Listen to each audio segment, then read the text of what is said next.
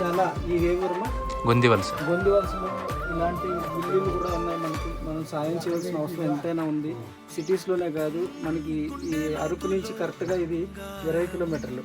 20 కిలోమీటర్లో గొందివలస అనే గ్రామం వచ్చాం. చూడండి ఈ ఇల్లు చూడండి, చాలా ఈ వర్షాలకి చాలా ఇబ్బంది పడుతున్నారు. వర్షాలకి ఎంత పడిపోతాయని మా అమ్మగారు చెప్తున్నారు.